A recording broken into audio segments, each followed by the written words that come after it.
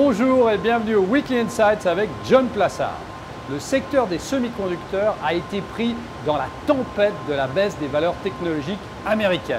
Cependant, plusieurs éléments nous laissent penser qu'il pourrait être le rescapé de la forte rotation sectorielle vers des valeurs cycliques que nous connaissons depuis le début de l'année.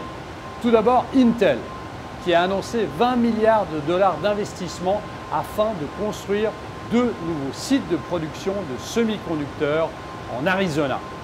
Si 2 sites seront construits aux États-Unis à partir de 2021, le groupe américain entend devenir un important fournisseur de capacités de fonderie dans ce pays, mais aussi en Europe pour servir des clients dans le monde entier.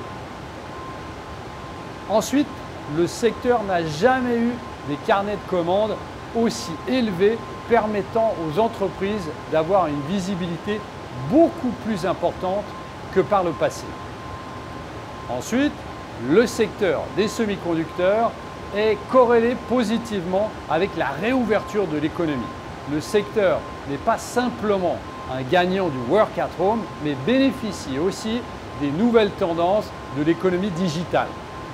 À cela, il faut rajouter que contrairement au cycle précédent, le secteur des semi-conducteurs n'est pas seulement dépendant des ordinateurs et des téléphones portables.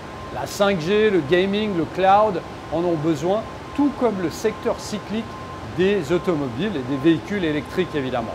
La valorisation du secteur est aussi un argument de poids lorsqu'on recommande ce secteur. En effet, l'indice SOX se traite aujourd'hui en dessous de ses standards historiques malgré une croissance très importante.